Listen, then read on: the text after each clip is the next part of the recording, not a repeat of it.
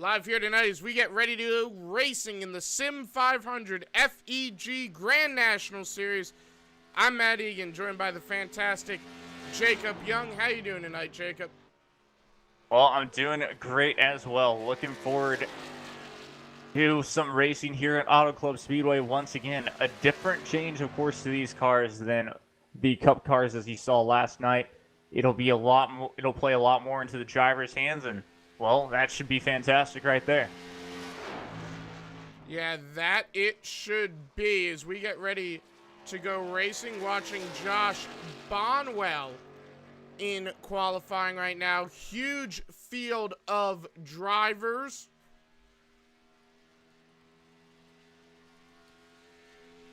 Absolutely massive series, massive group of drivers here tonight.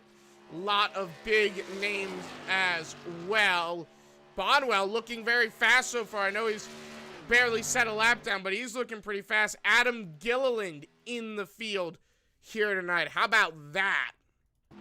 Scott Formosa first on the speed charts. Dwayne Vincent, Trey Edison. Bonwell, though, I gotta say, I'm very pleased with the way he's running. He didn't have the best run last night, but he's looking good here tonight.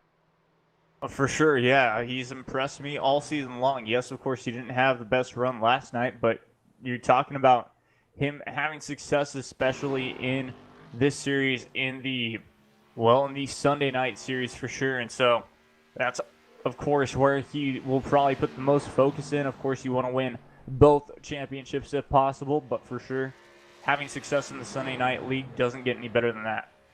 Yeah, how about a driver like Gail Brooks on their flying lap right now? I believe their first flyer. He'll see what he puts up. And he'll be good for... It's like that lap might not have counted. Maybe this is his first lap here. Trying to see what Gail Brooks puts down. He looks pretty fast down the backstretch here. Almost 185 going into the corner there. Hit 184, so pretty good speed on that Toyota.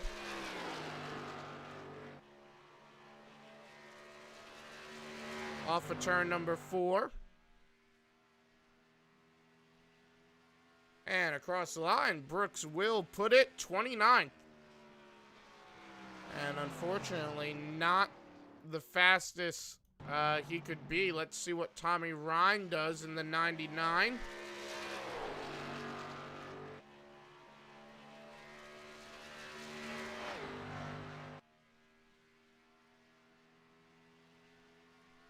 And it looks like Tommy Ryan here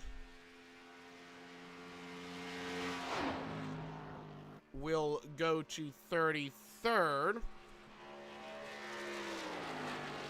Where do you think Ryan's going to wind up at the end of this thing here? At the end of this thing, I think he can get himself a good top 10 finish. Strategy will come into play as well as, of course, well, just starting wise, yeah, I do see him in the top 10. Yeah, he's right now slowest race car on the field, actually. And unfortunately, doesn't look like he'll be able to finish his qualifying run. So unfortunately, it looks like he will be the slowest car gridding here tonight. So that's unfortunate for Tommy Ryan. As we'll roll through the rest of your starting lineup. Here we go, folks. It will be Justin Fuller, Chad Coleman, row 1, row 2, Daniel Falkingham, and Ryan Howard, row 3, EJ O'Rourke, Trey Edison, row 4, Richard Beasley, Jose Gonzalez, Brian Macklin, and Gregory Bradenberg, row 5, row 6, Randy Yoakum, Scott Formosa, row 7, Thomas Conetti, and Adam Gilliland, row 8, Jim Ott and Jeff Vogel, row 9, Steve Ritter and Dory Woods, row 10, Josh Bonwell, Clint Cox, row 11, Bob Gillenwater and Brandon Key, row 12, Dwayne Vincent and Mike Monsetti, and Jason Lance, row 13 with Jonathan Lockhart, row 14, Jeff Ryan, Scott Simley, row 15, Don Runkle Jr., Bill Schoonover, row 16, Gail Brooks, Chris Stamper, Jason Ayrson, Tommy Ryan, row 17. David Comstock and Josh Parker, row 18. Row 19, Chad Cole, Milt Mattis. Row 20 will consist of Steve Herring and Doug Sigmund, John Wilco and Chris Gibu. Row 21, Mark Cretan, of course, rounding out your field. So pretty good field here tonight. I think 43 cars deep. Yeah, so, if I'm not mistaken as well, iRacing, yes, does 43 drivers, so a full field. Talk about that intensity, that excitement. Big field sometimes show for some cautions, but I do expect for some great racing. These cars can go 50 laps on one set of tires and fuel, so watch out for those long runs to play a big factor into tonight. Yeah, and you can see we're in week 3 of this 27. You heard that right, folks. 27-week season. That'll cap off at Las Vegas Motor Speedway. And here at Auto Club tonight, your first race was won by none other than Randy Yoakum. David Comstock took it home in race number 2. Kind of similar to what we saw last week in the Cup Series. The question tonight, do we see third different winner? What do you think? Very possible for the third different driver. Now, of course, we talk about also last night who was in the fight to win that race, none other than David Comstock. And so watch out for him to come up to the front just in case.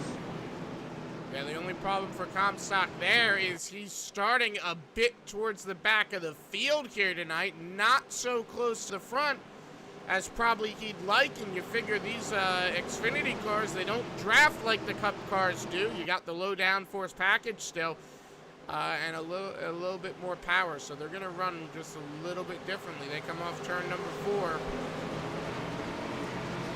And here we go. 43 drivers strong. Green flag is in the air. Justin Fuller leading us down into turn number 1. They are side by side, as the eye can see, as one would expect from the first lap. Fuller, Falkingham, and Coleman, your top 3. And they are, 4 wide there for a moment? What was that? Trey Edison stuck on that high line in that 20 machine. I saw Beasley in the middle. So we're barely into this race, and these drivers already racing for position. We're only on lap 1. Justin Fuller leads the first lap, top 5 as they run at the stripe. On the left side of your screen there. And looks like a battle for third. Ryan Howard taking it on, who is that? Chad Coleman. Of course, you talked about it yourself, Matt, and that's, of course, how difficult it is to, draft and pass. It just comes down to the driver's capability. So, of course, they'd want to push as much as possible on these first couple of laps just to get themselves situated in a good position just in case this thing were to go green and they were to have green flag pit stops, because once again, track position is going to mean everything, because you will have to conserve your tires just a little bit later on in the run to have something to give to get some track position in pits. Yeah, that is for sure. Pit stops are going to be key here tonight. We saw it last night. Most of the pit stops done under yellow flag. Now, do you think we see a similar number of cautions here tonight, or you think by the nature of these race cars, they're going to run a little bit differently? I think they'll run a bit differently. What we could see is caution flags for maybe a couple of tires to go down. I think some drivers will just push it just a little too much, and we'll see those caution flags go for, flat tires. But other than that, I think really we'll see these cars spread out. We'll see them really just race the racetrack and try and push when the time comes. So I don't expect a lot of caution flags, maybe a couple. Yeah, it looks looks like Ryan Howard getting shuffled out of line there. He's now on the outside next to Richard Beasley in the Tide Machine. Behind him, Trey Edison. So Howard just trying to hold on to 5th place at the moment. Now, of course, only 5 laps into this race at the stripe. We got a long way to go here tonight still, and they're lapping about 42-second laps, so it is going to be a long night of racing. But still, you don't want to fall too far back. It looks like Ryan Howard is stuck on that outside lane. He's all the way back to 7th now, and looks like Macklin trying to get the spot, so that may potentially turn to 8th. We're going to go a little further back, say about Bob Gilwater, and you see he's racing next to, who's that, Thomas Conetti. They are side by side for position down the backstretch now. And you have the 24, Jim Ott, trying to make his self known. Pretty good racing for position. This is all for about 15th place. What do you think of it? Yeah, very impressive indeed. But of course, a lot of drivers getting stuck on that high line. That's kind of where you want to be into turns 1 and 2, as we've got a couple of cars around. And I think that's... Yep. Does he save it? What a save. I mean, did you see that? I saw that indeed. What a save from Conetti as well. He's got some damage on the back of his race car, but it could have been much, much worse from him. Yeah, it looks like Conetti Gilwater made contact. The 03 Clint Cox got involved, but just one more time, look at the save by Gilwater. He had that thing, I mean, not 90 degrees sideways, but just about. I don't know how he saved that race car, but somehow, some way, he'll go on to race another lap. Conetti getting the worst of the damage from that incident. You can see right side of that race car tore up, as is the right rear quarter panel. Justin Fuller holds on to the race lead. Well, we'll let him cycle through the pit stop, and we will talk to Justin Fuller, get his opinion on the car so far. 7 laps in, what do you think these drivers are going to do here, Jacob? 7 laps in, I think a couple of drivers, well, it never hurts to top off for fuel and most definitely get 4 fresh Goodyear tires. Yes, it's 7 laps in, but we've talked about it. This track is so abrasive. iRacing does a really good job on the tire model, and a lot of these drivers have been pushing and trying to race. So if I were a driver, even though this field is so big, I'd just get 4 fresh Goodyear tires and maybe even top off.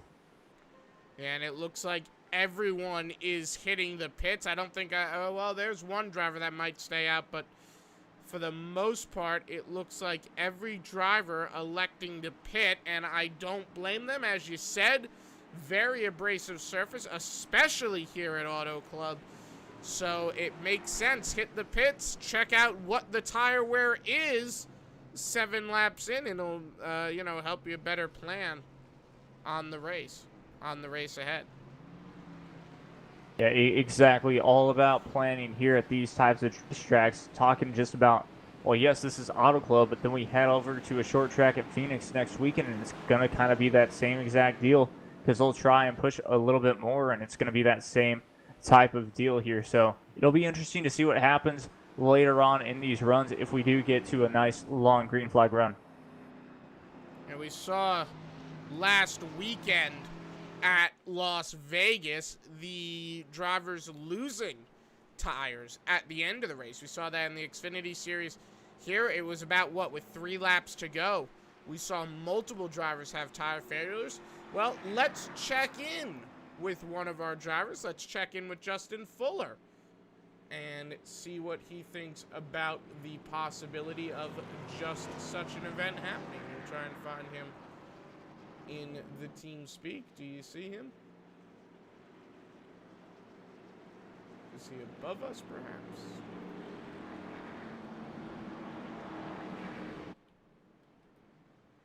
He is, but I don't think we'll be able to talk to him, as it seems like he has himself muted. So we'll actually talk to Chad Coleman who I know we'll be able to talk to. So let's get Chad Coleman up in here. Chad Coleman, if you got a copy on us real quick. Yeah, guys, I got you. Well, real quick before you go green, I know you're on one to go, but I just want to get your opinion. We saw it last week at Las Vegas where the drivers, well, where you guys were losing your tires with, what, 2 or 3 laps to go. So do you think that's going to be an issue here tonight with a very abrasive track surface? It could, but I don't really see it happening here just because, you know, the car, you let them float a lot easier here. You don't have to turn it down in the corner as hard as you did at Vegas, so I don't see us having that issue here, but I mean, it could. I haven't ran much of this car this week. All right. So we should be all right, though, with tires. Well, what was the tire wear like after that quick 7-lap stint there? Oh, it was good. We hadn't burned but like 3-4% off the right front. All right, well, thank you for talking to us. We'll let you get back down with your team, and good luck in this next run. Yeah, thanks, guys.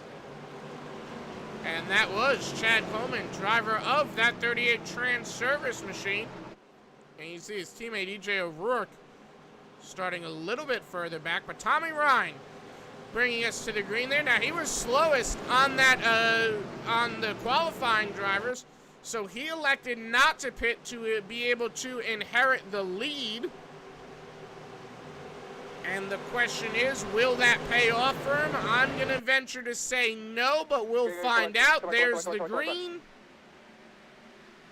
And let's see what happens to Tommy Ryan. I mean, it was a nice restart from him, able to get on that high line. I just got a feeling that he's on 7-lap older tires, well, now 10-lap older tires than everyone else, and I just don't see him having a benefit, you know what I mean? Yeah, exactly. I think what he will probably think will happen is the same kind of deal. We'll have another early caution and maybe go about 10 laps or so, and of course then everyone will just be right back on that same strategy. So it's a possibility that he's thinking that this other green flag run won't go that long. Well, it actually looks like if that first lap is any indicator, he's actually doing pretty well. He's held on to that half a second lead as they go down into 1 and 2. You can see Daniel Falkingham, he'll take second place. And Falkingham had a great run last night. Didn't get the lead, get the win, I should say. That went to Josh Parker, driver that led the most laps last night. But Falkingham had a great run. He looks to be doing good so far here tonight. 11 laps in. Slides back to third. Look at Adam Gilliland on the bottom, racing. Who's down the 26? Jose Gonzalez there. And Gonzalez, I thought for a moment, had the advantage on Gilliland. Not going to happen, though.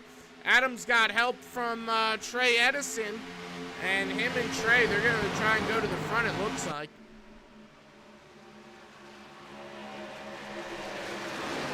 Adam gets the advantage.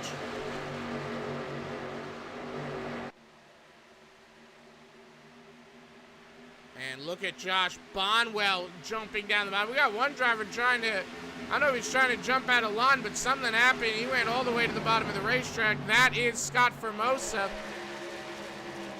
I don't know if you caught what happened there, Jacob. I just saw him cut all the way to the bottom, though, with that back straightaway. Same here. I think he kind of got a run on them and didn't want to really risk anything happening to where he could run into the back of them, so decided to drop to the bottom of the racetrack to have his own room, and then of course got back on when it kind of single filed back out.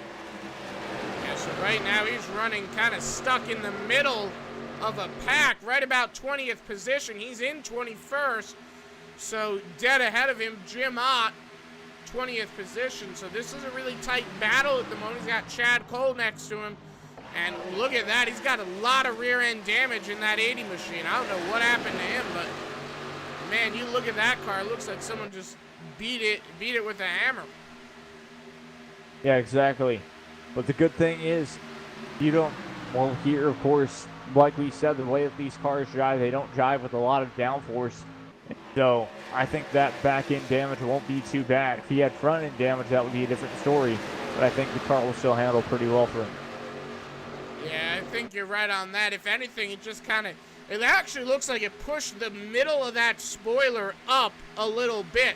We'll ride on board Mike Mancetti in that 7. We'll go on his roof cam, and you can kind of see what I'm talking about with this with the 80s spoiler. You look at it, it arcs up in the middle, and it reminds me of the old Monte Carlo spoiler of yesteryear, going back all the way back to 2000, 2001. But, you know, maybe a little bit of an advantage. I don't know if that'll help with downforce. But, you know, you've had instances, rare instances like that where damage can actually help a driver. Maybe this is one of them.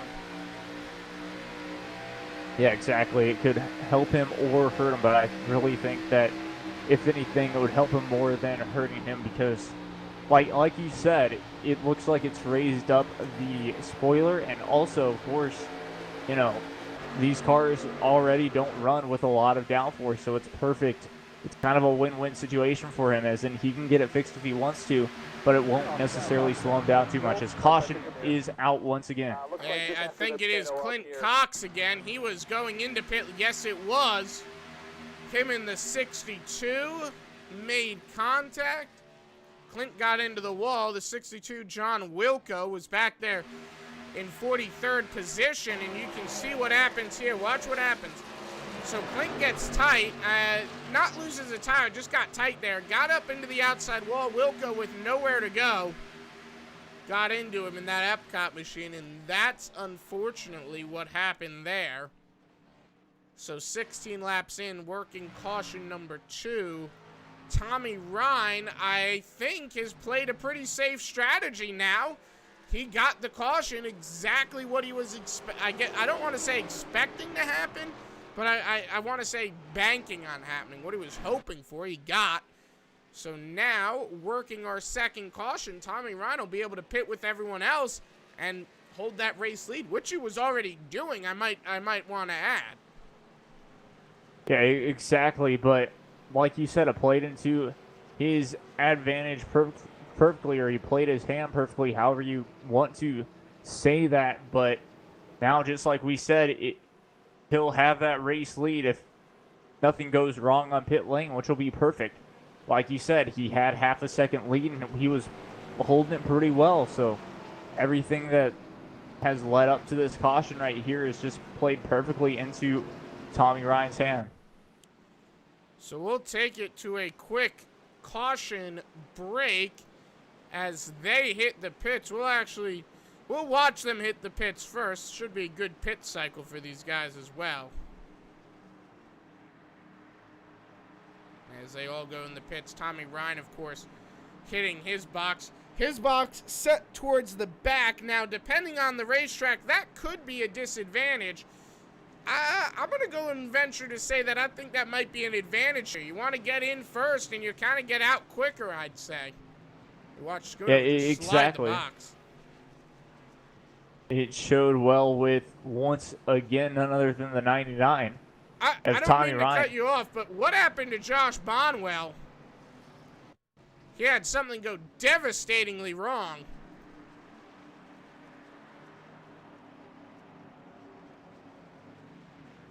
Oh, that's what happened. So he was going in, and then the 88, I think that's Jimmy Coleman. No, that's Jeff Vogel here tonight.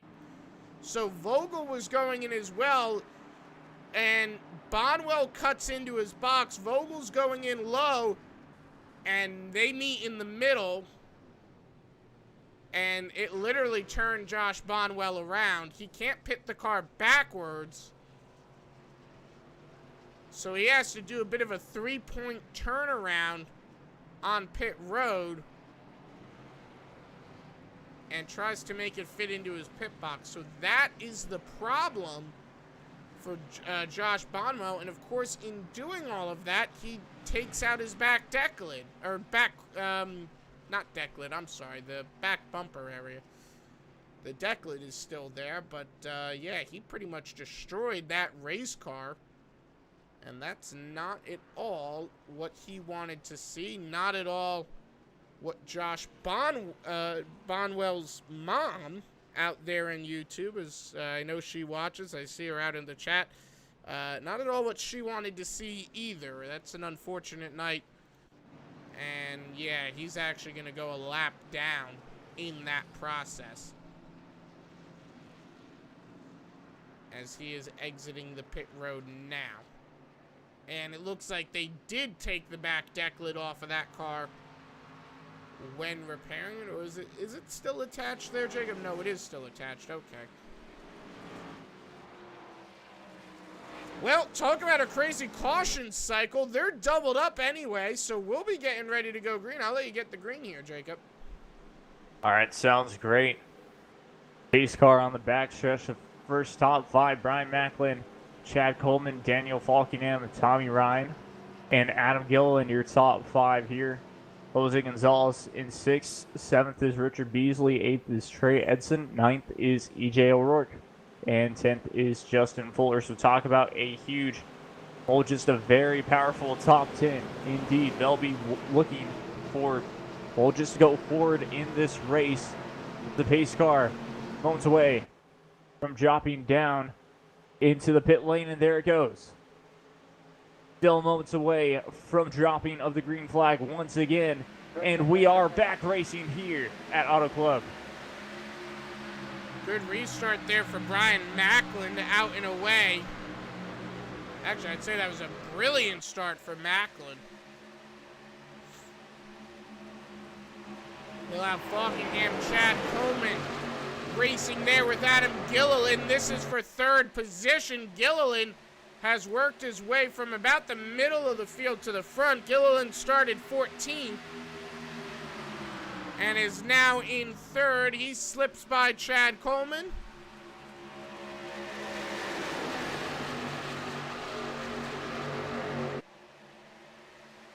So 21 laps in. Brian Macklin, your new race leader. Daniel Falkingham waiting in the wings, as he did a lot of the race last night. Do you think tonight's his night?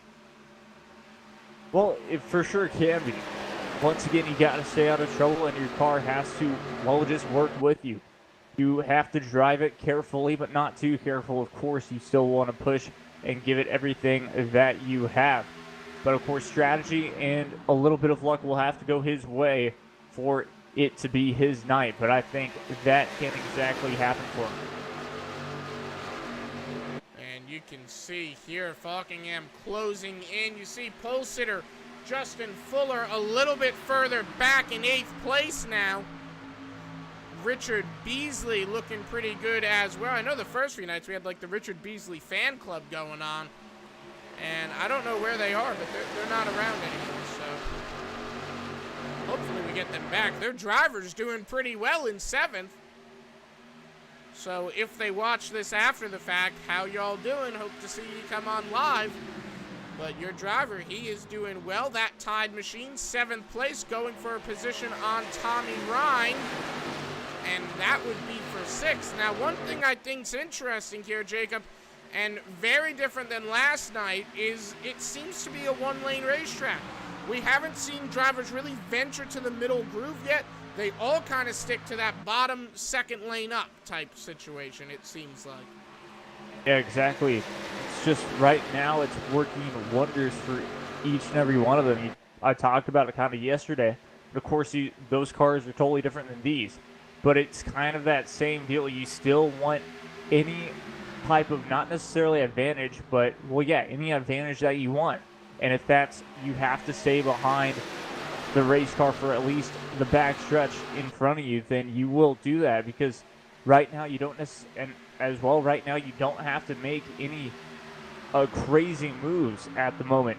We will probably get to see more lanes open up later on in this race, but for now, it's just, why don't you just cruise along and basically follow the leader, because it's going to work out perfectly for you in the long run when you're still with the front pack and you have the advantage. Yeah, that is for sure. And you see Tommy Ryan diving to that bottom lane. Though I think as the run goes on, you know, as we get closer towards, say, 70 laps or 60 laps into this race, and we see more rubber laid down, I think we will see them probably venture out and try new lanes. We saw that happen last night for sure.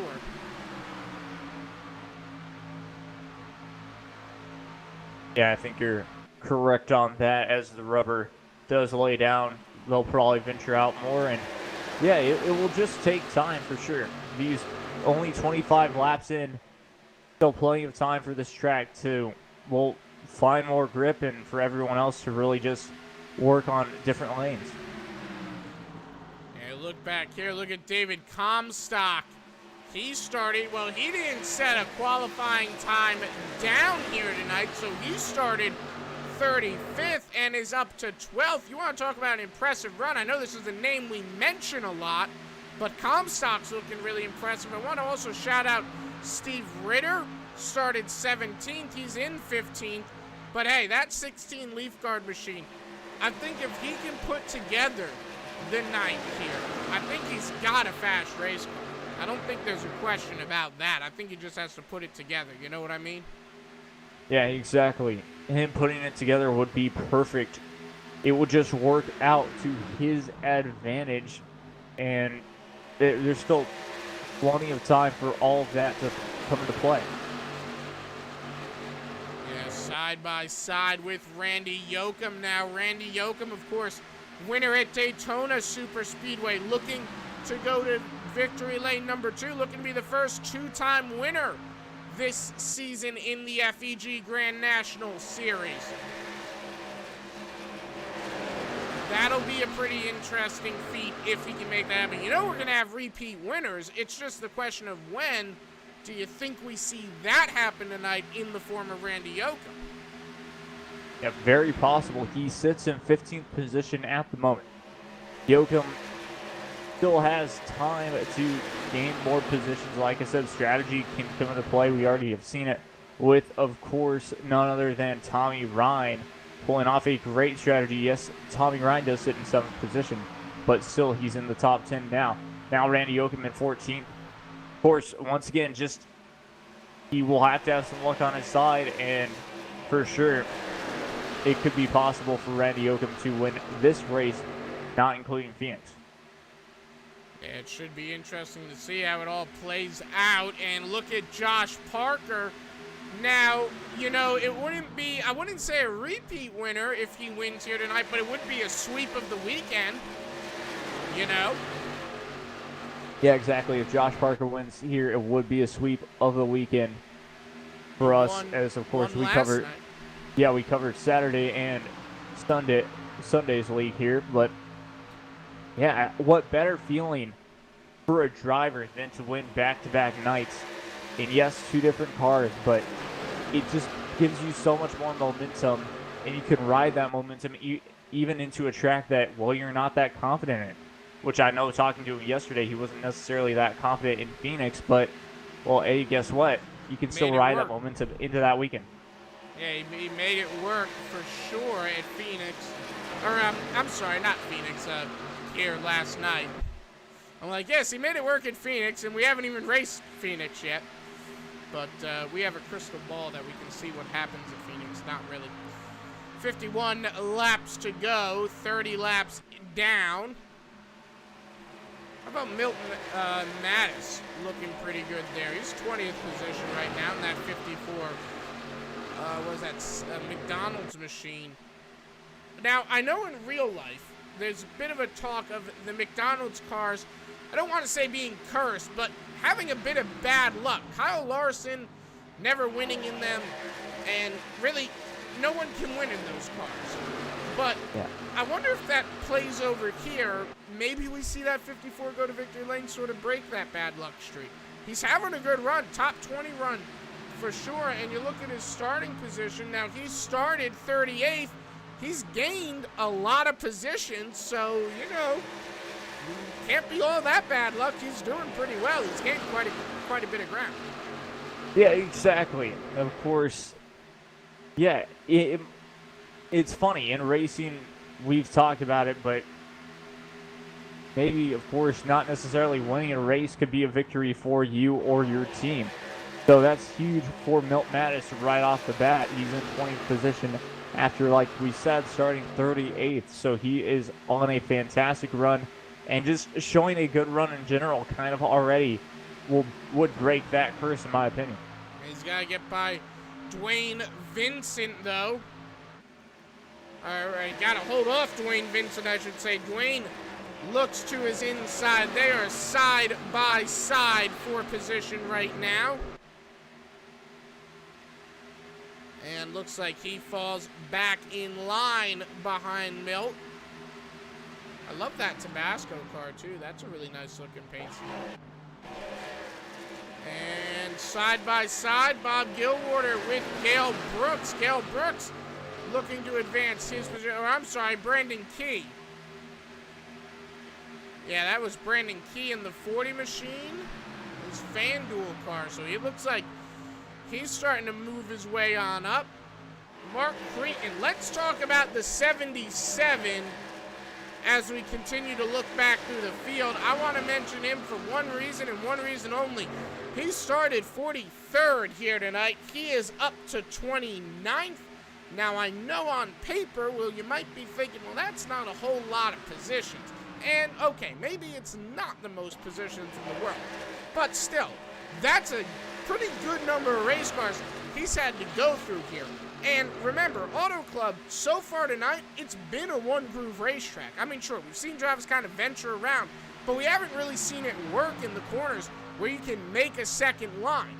And much less at the back of the field where these drivers aren't really, well, I wouldn't say drafting so much, and with these cars where you can't draft like the Cup cars. So to gain those positions, to go from 43rd to 29th, to crack the top 30, I think that's a pretty great achievement there from Mark Creighton right here tonight, don't you think? Well, of course. Anytime that you start basically dead last. Literally dead last. Exactly, and you're gaining those positions. It always, just taking them off one by one is always a great feeling in general. It doesn't matter where you're at or end up, basically. You know you started dead last, you need to gain some positions, and that's exactly what he's doing. So the game plan is just make sure that you can run the car, bring it in one piece, and make sure that you just get positive instead of negative.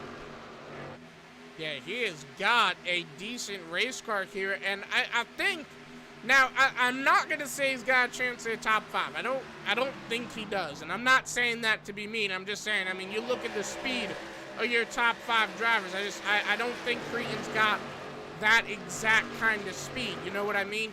But I do think he's got the speed for a top 20, and probably even a top 10 if he plays those cards right.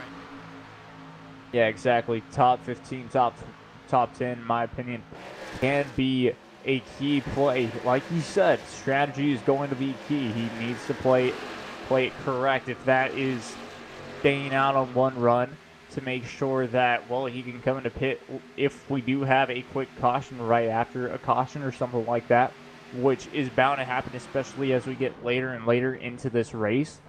So a lot of things like that you can kind of mess around with and make sure that, well, let me just make sure to race as hard as I can and, well, finish in a positive position just like that. You can play your cards right and get a fantastic position from where you started. Yeah, that is for sure. And you notice some other drivers towards the back of the field probably hoping for a similar change of luck. You see a driver like Bill Schoonover, Gregory Bradenberg, Doug Sigmund, Steve Herring, Clint Cox. He's been involved in, 2 crashes here. Now, you got to feel bad for him there. I mean, the second one was him getting into the wall. I think he got involved even in the first crash, which was a big one. And I don't think that one was of his own doing. And John Wilco was, again, the innocent bystander in that second crash. And right now, he's running 42nd. So Wilco looking to have a bit of an improvement. I think a caution flag would help him there. What do you think? Most definitely, a caution flag would help him. Any time that, well, you are kind of struggling, you get a caution, you can regroup, and, well, you feel better, especially with those 4 fresh Goodyear tires. We talk about tire wear so much at these tracks, but, well, it's been so important here. The West Coast and also, yeah, just these West Coast tracks have really been able to beat up on these tires, and, well, you get into a mindset that, oh crap, I can pop a tire, but once you have those fresh tires on, you don't feel bad anymore. And right now, coming on to lap number 40, this time around. There'll be 41 laps to go. So now, here's my question to you, because I think every driver's opinion on this is different. Would you say, because you run NAS quite a lot, so you run these longer races, I'd say a fair bit more than I do, would you say that this would be go time, or do you think that this is still, you got a lot of time left? What would be your opinion there? Well, we all know that there's at least one more pit stop that these drivers will most likely take because of tire wear. So if you put that into consideration, yes, you want to push, but also you can still play a little bit of strategy in it. There's still 40 laps to go. That's still plenty of racing, especially at a 2-mile track. So I'd say, well, you can give it some more time. Maybe 20 laps to go is really when you start to push harder. Yeah, I think that's a good estimate of it. I mean, kind of my perspective when I would do races of this length, you know, I'd say maybe 30 to go would be when I'd start trying to push it. I think 40 still, like you said, still a pretty decent amount left. As we now get on to 40 laps to go. Tommy Ryan, now he played a pit strategy, I'd say, perfectly, and he hasn't fallen out of the top 10 since it. What do you think his chances to win are? Well, he sits in a perfect position, like you said, hasn't fallen out of the top 10, and, well, pitted when he had to. And it's just basically he sits in a good position to where do the exact same thing. Yes, he will have to make sure that, I think right as that pit window opens, to go ahead and pit. Just due to the fact that you don't know what the leaders are going to do, and you'll probably retake the lead. With what he's been able to do is control the lead and also with the tires. That's going to play a huge factor later into this race, probably with like 5 or 1 to go. It should be interesting to see what happens there. Look at David Comstock. Now he is in 8th place trying to gain. Last time we checked in, 12th. So he's gained a few positions. Not too many, but still looking to move his way on up. Exactly. David Comstock doing a fantastic job once again. Started in 35th position. And we talked about him a little bit at the start of this race. And doing a fantastic job. Got a little loose there, I think, but was able to control it and still has not lost any time. So that's always key. Like I said, pit stop strategy could play a factor into who ends up winning this race with the 42 car. Maybe with David Comstock coming from behind and winning. It should be interesting to see how it all plays out. Adam Gilliland has been leading for about 10 laps now, so interesting to see new leader, as I think we're probably getting ready for green flag pit stops. I mean, we've been gone green for about a pretty good amount of time now. Yeah, exactly. These B-class races, just that iRacing have about every other hour, are about 50 laps.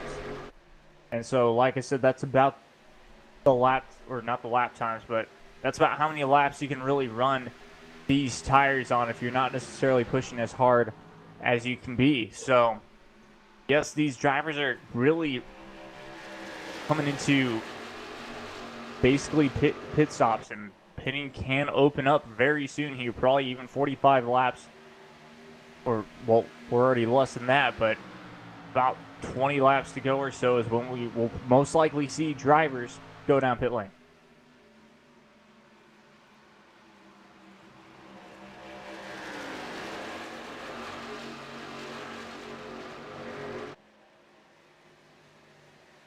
So Adam Gilliland, your leader here in a good battle up front as well. Daniel Falkingham not that far behind, only 2/10 behind the leader, and so that's great. And then Jose Gonzalez also right there with just over half a second behind the race leaders. So really great battle here up front. And, I mean, like we talked about, just the top 5 to top 10 can be very dangerous. you look at those three cars, 26 and the 30. I'll paint a picture for you just in case they're not necessarily on it. Well, they're right behind each other and battling it out. Not necessarily trying to make a pass just yet, but also kind of working together. So you can see once you almost get a run on them, then you can really bounce it out. And one thing that we talked about last night as well is that air bubble. It seems like these drivers aren't necessarily wanting to get to the rear bumper as much. Once again, yes, of course, you don't necessarily, there's not a lot of draft here, but any help, like a little push on the back bumper, can always help a driver and their car out at any time to just get that extra momentum. And now I believe I did see one car in pit lane, so that's going to be interesting if these drivers start to head down pit lane this time by as well, to be exact, the leaders. As the 30 car of Brian Mackling going for a pass on the inside here of the 26 of Jose Gonzalez. He is clear of Gonzalez at the moment on the low line and is going to decide to pit. And so he'll be one of the race leaders that decides to head down pit lane. Looks like one driver behind him as well has decided to pit.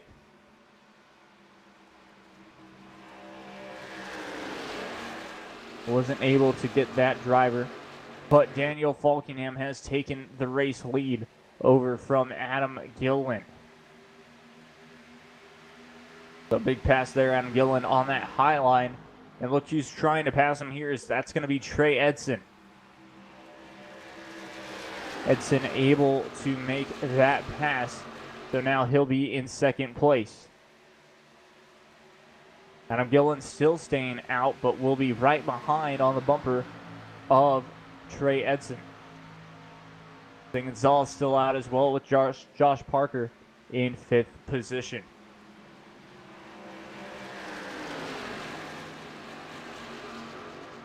Pretty great battle up front here. And, well, now we're seeing those pit stops and drivers coming down pit lane. And the big thing is, a big factor, when will these leaders, the rest of these leaders, decide to really go down pit lane and start up with some fresh Goodyear tires? Like I said, I expected it around 20 to go.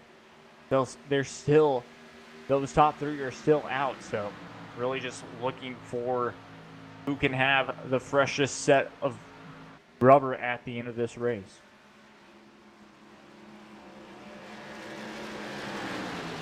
Your top three: Falkingham, Edson, Gillen, and Parker. Drivers coming out of pit lane, they'll have to kind of avoid them and make sure that they can use that high line. Like we said, we should start to see the different lanes open up, especially later on in these runs and later on in this race. So it's almost go time for these drivers to start to really venture out and try and get runs on each other. As I see side by side, looks like 81 of Adam Gillen comes in pit lane.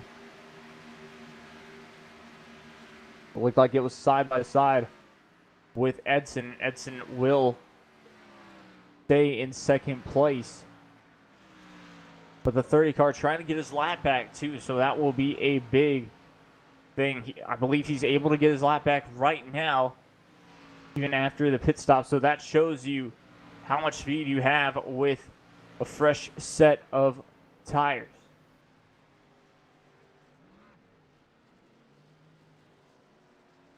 Falkingham will stay out for another lap now. The 20 car of Edson will head down pit lane. So Josh Parker will inherit second place for the time being.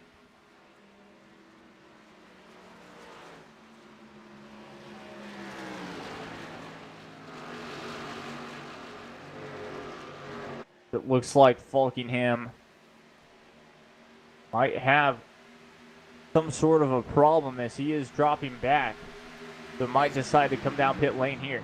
As Gilliland exits the pits, looks like our leader, it looks like he's trying to get in. He can't, though. And he might have to go around another lap. And he will. So probably not the situation he wanted to be in there. What do you think?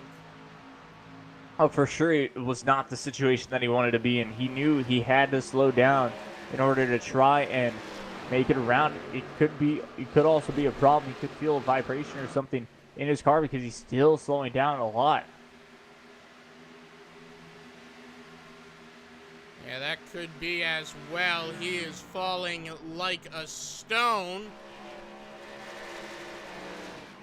Does he hit the pits this time? No.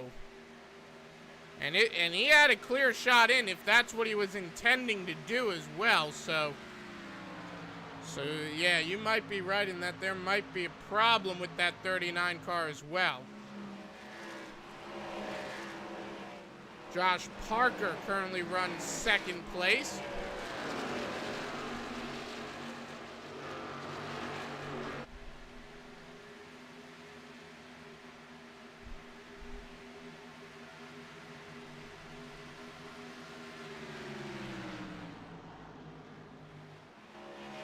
And looks like Parker there under fire from 13. 13 gets around him. That is driver that is recently pitted. So when do you think we see our leader hit the pits? Could be very soon, in my opinion. I expected drivers to come down about now. And, well, yes, it will be a game of who has the freshest rubber at the end of this race. But like I said, it's about time for these drivers, especially these leaders, to start to hit the pits. And we'll make sure that they can have a good race till the end.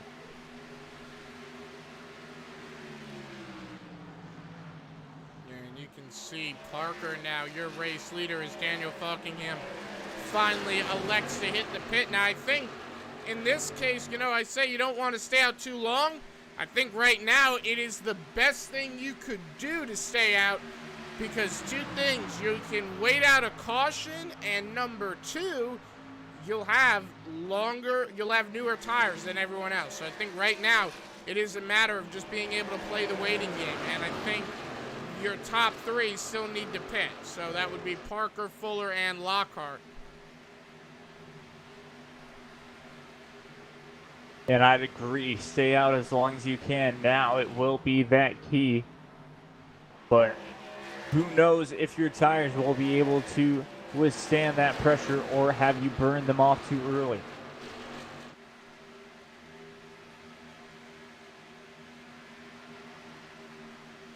Yeah, it looks like the 77, Mark Cretin, getting by. And, slides right up in front of him. You see the 40, Brandon Key as well, gets past.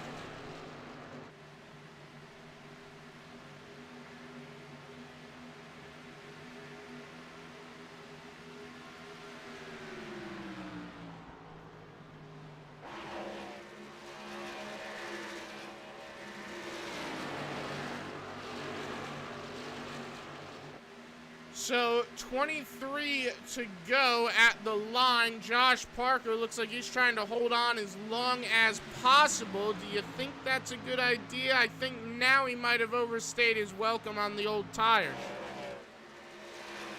Very possible that he did exactly that. It all depends now on the lap times. If he is losing more than maybe a second per lap, then yes, indeed, he has overstayed his welcome. Of course, there's still plenty of time for him to come down pit lane. He's got about a 22-second lead over Lockhart. And so, 23-second lead over Lockhart now. And so, well, it will be about time for him to come down pit lane now. And you can see here, yep, looks like he still stays out.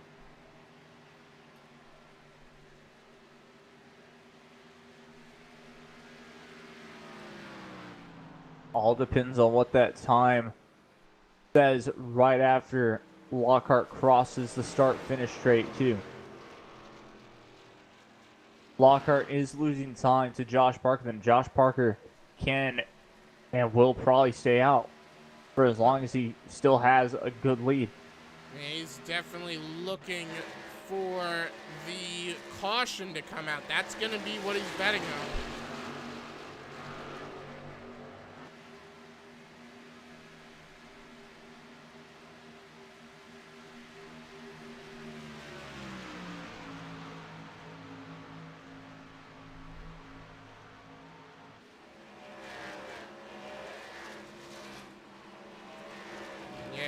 see he's losing ground to pretty much everyone else on the racetrack at this point. So, yeah, I'm going to go out on a limb and say he definitely overstayed those old tires. Probably should have pitted probably 3 or 4 laps ago would be my bet. Exactly. Because, like I've said before, these tires can go about 50 laps. That's when can kind of say, like right at 45 laps, you can kind of say, okay, it's about time for me to come in and pit. So, yeah, it's a little past time for sure.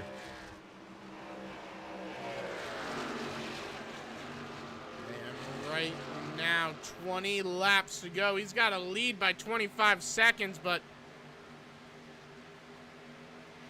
again, you know he's going to hit the pit soon.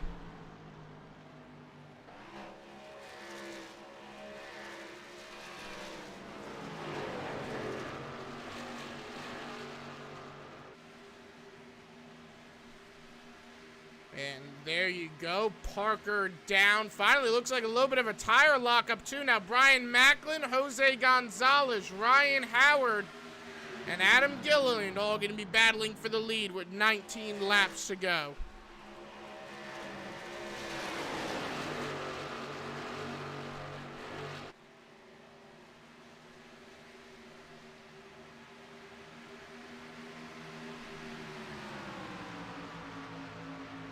So you can see here, pretty close battle for the lead. What do you expect to see happen?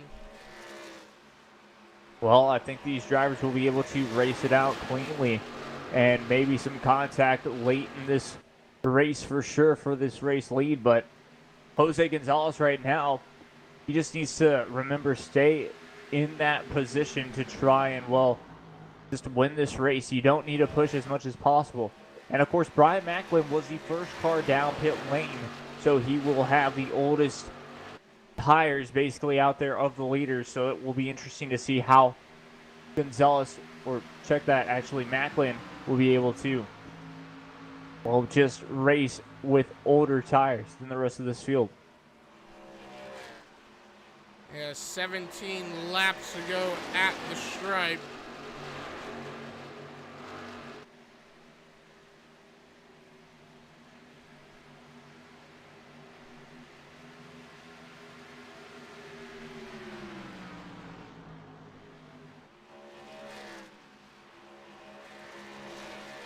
So, not a lot of racing left, and Jose Gonzalez, I gotta say, he's really in a great spot to potentially win this race, you know? Exactly. Yeah, he's in a fantastic position to win the race. I'd say really this whole top 5 can win this race. Tommy Ryan, same deal, is in 5th place.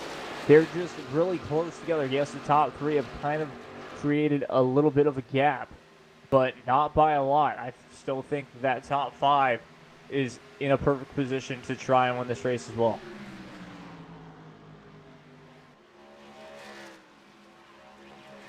You can see he is all over the back end of Macklin, who is hunting his first win of the season. Now, Macklin has had bad luck in the Cup Series, looking to have good luck here tonight.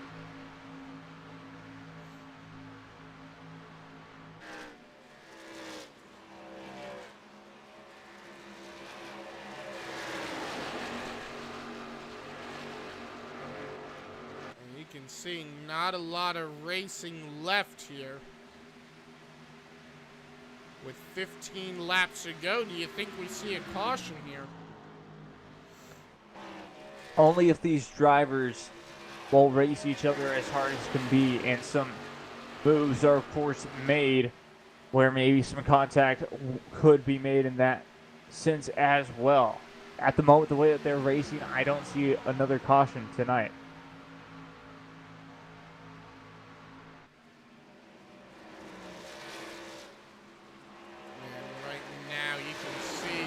Like, say, Daniel Falkingham, if there is no caution, kind of is out of contention by virtue of being too far back. Same would I go even for, say, Tommy Ryan or Chad Coleman, though Tommy Ryan, like I said, excellent pit strategy early on, staying out at the first caution put him in contention for a top 10, now a top 5 finish potentially. Yeah, exactly. What a brilliant move by Ryan. You couldn't have predicted that at all, where there was a caution and then 7 laps later, another caution just like that. So a perfect position that he put himself in, and now, of course, has an opportunity at a race win. But look at this battle through the 26 and the 30 of Macklin and Gonzalez.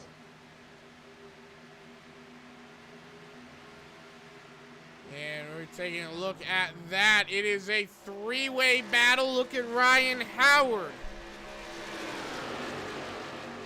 Howard making himself a factor here as they are coming up now on lap traffic. So this is getting pretty intense here for the race lead. If we do get a caution, I'd say it's going to come right around now.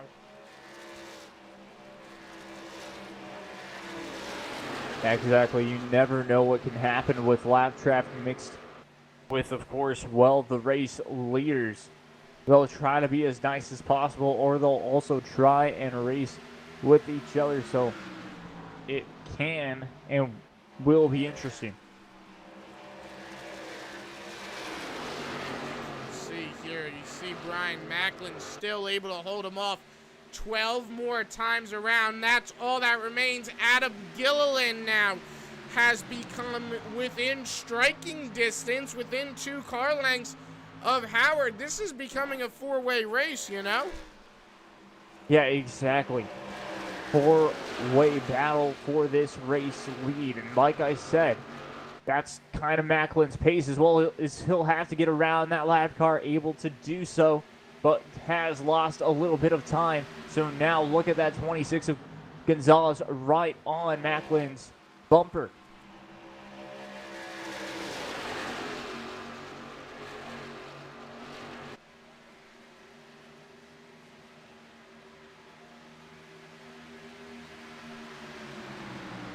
And you can see Brian Macklin still holding on to the race lead.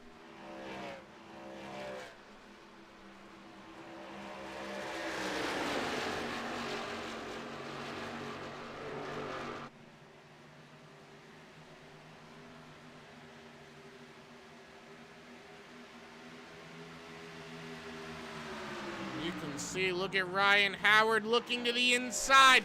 This is for second place right now. And you talked about it too, Matt, how they're going to try and, well, explore other lanes on this racetrack as we're going to go 3 wide here. Guess who has joined the party, and that's Adam Gilliland. So now Gilliland on that inside line will be able to get that run. Gonzalez decides to back out of it there.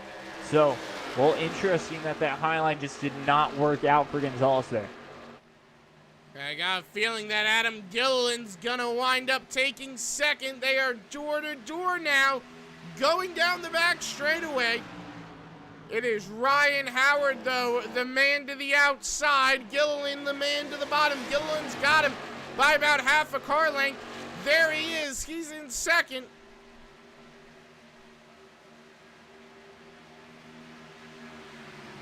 So he's got a pretty good run here.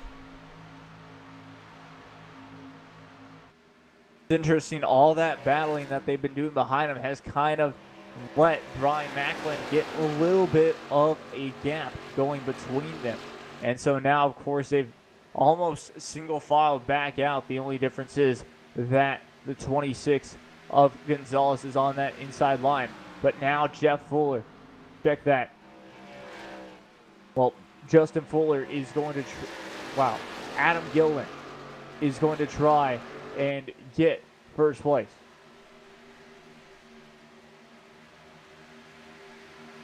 And you can see here Gilliland closing in on Brian Macklin. Now, talk about the race of I wouldn't say race of a lifetime, but pretty high up there. Gilliland, of course, having raced, I believe, in the iRacing Pro Series. So he is doing incredible job right now.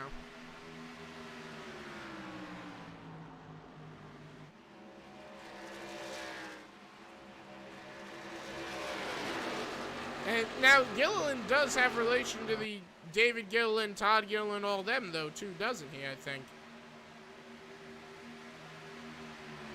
I think I Googled it before, but I haven't checked David Gilliland or Todd Gilliland's Wikipedia. I think he is.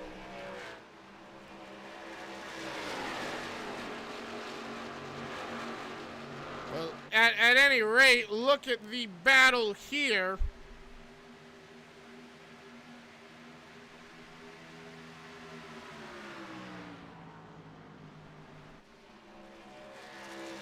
You can see some pretty intense racing for the lead. They are right on top of each other. I mean, you couldn't put a piece of paper between those two race cars, you know? Yeah, exactly. They are that close. Look at Gilliland trying for the inside. He decides better of it and will stay right behind Macklin.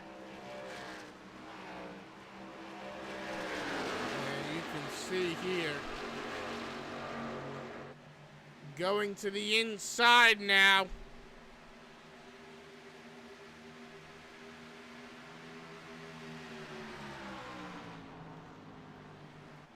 And they are side by side for position.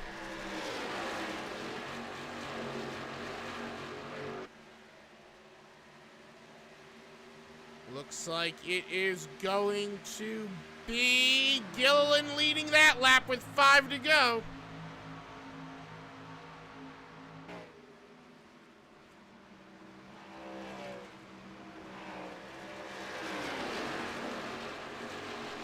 So Gilliland looking to go to victory lane here tonight.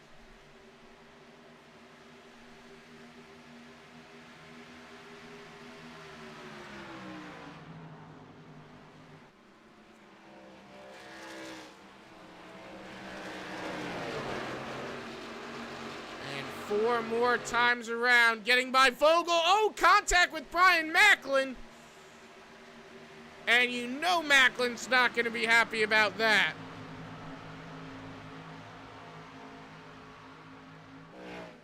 He'll be a little bit displeased there.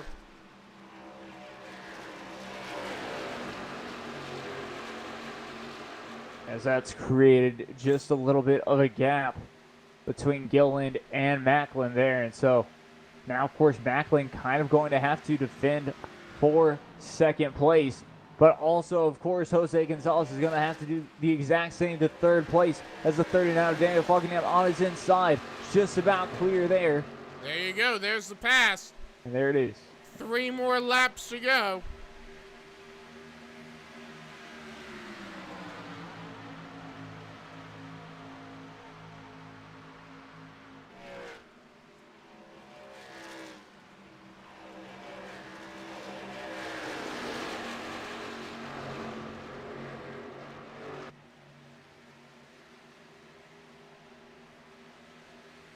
You can see here just how close this is. Brian Macklin trying to close back in on Adam Gilliland with 2 laps to go.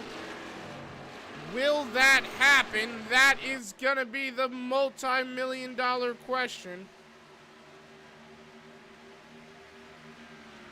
And it looks like the answer right now with 2 to go might possibly be no.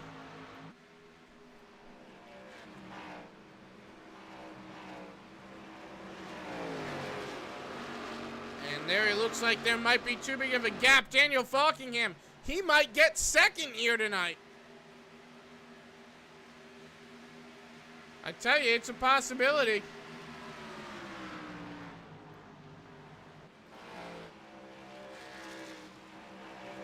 Side by side, here you go for second. White flag out. Falkingham second, 1 more lap to go. Does he have anything? A last-ditch effort, perhaps. He's gaining ground. Through 1 and 2, rather. Half a lap to go. What do you think here, Jacob? Well, you got to go for broke if you are Falkingham. And of course, if you're Gilliland, you'll have to block big time. So that'll be interesting to see if that ends up happening, but it looks like Gilliland has it in the bag at the moment. Yeah, that it does. Off of turn number 4. For the last time, checkered flag in the air. Who's it gonna be? Falkingham with the last-ditch effort, but it'll be Adam Gilliland to go to victory lane. I tell you what, if it was one more lap, might have been Daniel Falkingham. Jose Gonzalez third, Macklin fourth, Tommy Ryan, Ryan Howard, David Comstock,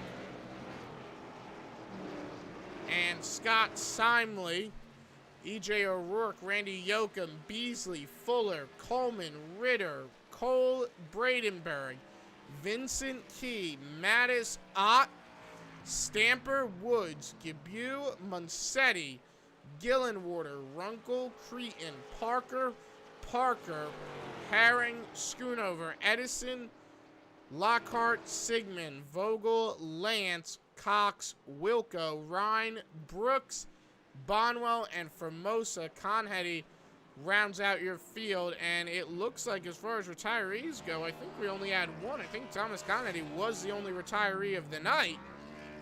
So that's pretty good. But Adam Gilliland, he burns it down. And of course,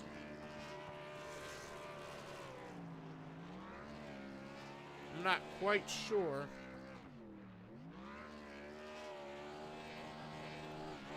I don't think he's in TeamSpeak. Is he in here? I don't think he is. I don't believe he is in here as well. Let's see here. If he is, I don't want to pass him up. That would be very not good. But I don't see him. Yeah, exactly. I see Falkenham, Brother Woods, Beasley, Comstock, Well, we'll start. Coleman, Schoonover. We'll start with third place. You know what? Yeah. We'll go from the back to the front, and if he's not here, by then he will be. And I'll let you get Jose Gonzalez first things first. Take it away. All right, Jose Gonzalez, how you doing? Hey, what's up, Jacob? All right, well, you get a top 3 finish. How does that feel? Yeah, it's kind of weird. Brian Macklin lifted there in turn 4 to let me by. I don't know why. I asked him. He said he didn't want to finish third. I had a little something for him there with like 10 laps to go, but the 33 came up to me and went inside, and I just then Gillen made it 3 wide, and I just lost all the momentum, and position is important here. So I'm happy. I'm happy with third place. I saved my tires all race long to have something there at the end, but it wasn't to be. All right. Well, how's the car handling for you? Yeah, tonight's setup was pretty tight. You had to be patient on the turns and let the car roll through the turn and wait and wait and wait. And when you know that your car is gripped up to the turn, then you can slam the gas. So I guess that's many people don't have that patience, and it's kind of hard to wait to get on the gas when you have a couple of cars behind you wanting to pass you. All right. Well, will this momentum be able to help you into Phoenix? I hope so. I missed the first 2 races. There's so many people wanting to get into these Sunday night races. The last 2 weeks I tried to get in, and I wasn't in time. So I'm happy I got in this race, and hopefully I can make the next one. All right. Well, anyone that you'd like to thank, sponsors, that sort of thing? Yeah, Ford Entertainment Group, they've been sponsoring me this year for the Trans Service Cup, and I'd like to thank them, and I'd like to thank Sim500 and Joey, all they do for us, and you guys for broadcasting these events. We really enjoy watching them after the race. All right. Well, congratulations on third place, and hopefully we'll get to talk to you again next week. All right, man. Have a good one. All right, next next up on the interview block, it is Daniel Falkingham, who comes runner-up here tonight. Well, Daniel, how's that car ran tonight? It ran okay. It was loose to start, but once the tires warmed up, then it really got really tight. So you really had to save that right front. And I think I did a good job doing it when we got by Adam on that long green flag run before the pit stops. And boy, I think my strategy was perfect. I think it was one, getting around traffic, and two, maybe I think I lost a little bit entering pit road because I played it a little bit too safe. Because you can definitely lose time entering pit road and stuff and exiting pit road, but maybe if I was a little bit better at entering pit road, maybe for coming from my green flag pit stop, I could have been even closer to Adam. But just say, right, I was right on his bumper right at the finish, so you can tell I was digging there at the end. But just what I noticed with this tire is it's better to go long, and then it's better because you don't want to run as many laps on the right front because you want to go hard. But if you go hard for a certain amount of time, your tires just pretty much just die essentially. So I try to make my final run as short as possible, and that definitely played in the hands of things because we came down, almost got to, we were running out of his bumper at the end. We definitely had a shot at him, but we just simply ran out of time there at the end. But overall, car felt good. Just kind of wish it wasn't as tight as it was, but it was okay, I guess. Now, if you had one more lap, do you think you would have won that race? Because I tell you, I mean, when we were calling it, I thought if you had you found an extra burst of speed there, so I think if you had one more lap, you would have potentially had something there. Oh, yeah, for sure I would have gotten him. What I did at the start of the final run after my green flag pit stop was I tried to save a little bit of right front so I could have some for the end, because you don't want to run too hard too early, or else you're going to have nothing for the rest of the run. So essentially the key to this tire is you don't want to go hard. Like, say if you go hard for 5 laps in the beginning, then your right front's going to get screwed for the rest of the run. When you try to run hard through the center of the corner, when you have a lot of center corner speed, and you're just simply turning the wheel a lot. So that's what I try to do. I try to save the first 10 laps, and then the last 15 I try to go hard. I got caught up in a little bit of traffic, and I think I may have waited too long to go. Maybe if I went one lap beforehand and went a little bit harder, I think we would definitely probably could have won the race there, but I'll take it. Adam's a former Coca-Cola or former World Championship driver, so I mean he's always gonna be hard to beat in any of these and on any circumstance. So congrats to him. He played the right strategy. I think we played the right strategy too. We just simply ran out of time. All right. Well, thank you for talking to us. Good luck next week. Appreciate it, Matt. I also want to shout out to my sponsors first, everybody. Lops 207. Oh, yeah, of course. My bad. Yeah, don't worry about it. Also want to thank everyone here at also got to thank Cameron John Mushton Jr. for painting this car for me. Raging Cajun graphics and designs. Also got to thank everyone here at Sim500 for all they do for the league, for every league we run, especially here tonight, Saturday night, or pretty much every day of the week. But most importantly, Sunday and Monday nights are the two biggest series. So hopefully we continue to put on good shows for you guys. So I hope you guys enjoyed up here being able to broadcast these races. I want to thank you guys for the broadcast, and also got to thank everyone at Team Name for all their support, and also got to thank you guys and everyone who was watching the race tonight. All right. Well, thanks for talking to us. Great job on the run, and we'll see you next week. Yep. Thanks, Matt. All right. And last up, Jacob Young with race winner Adam Gilliland. Adam Gilliland, how you doing? Pretty good. How about yourself? Doing pretty good as well. Well, that was a fantastic into this race. A lot of strategy had to play into it. Just talk us through, of course, those last couple of laps, especially how Daniel Falkingham was kind of catching you at the end. Yeah, when I saw 3 to go and the interval, I believe, was 1.5, I felt pretty comfortable. But leading up to that, this tire, it's so critical to save and to kind of, massage it and not wear it out too much, because with Daniel, you reap the benefits if you save it really good at the end of these runs. Fortunately, I did a good job saving a majority of the run, and then I pretty much had to use every last bit of tire to get by Brian for the lead, and that's ultimately what caused me to cliff there at the end. But I'm glad we didn't have to run another lap, that's for sure. Yeah, so how was the car handling for you? It was all right. It was pretty tight. This week is one of the tighter setups, but everyone's got the same piece and made do with what we had. All right. Well, of course, you're heading into Phoenix next week. You got this win and you got some momentum. Will that help you kind of transition to a short track race weekend? It should be. It's hard to say. It should be a little bit better race next week.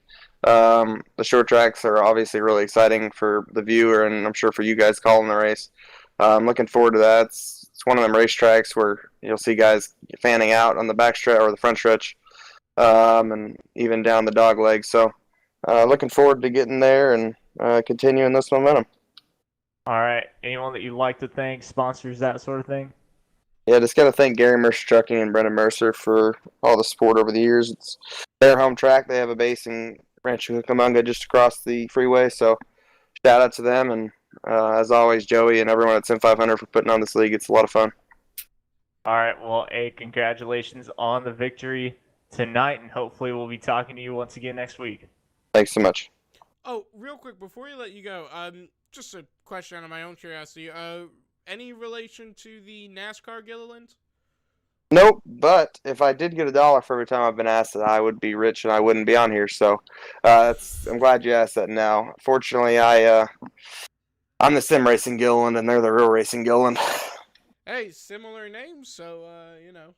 Yeah, it's pretty random name or rare name, so I could definitely see the tie in there. We were trying to figure that out earlier. I said maybe, but I wasn't too sure. But nonetheless, well, thanks for talking to us, and good luck next week, my man. Yeah, have a good night. Thanks, guys. All right, folks, and from all of us at the American Sim Network, we hope you enjoyed tonight's broadcast. We'll see y'all tomorrow night.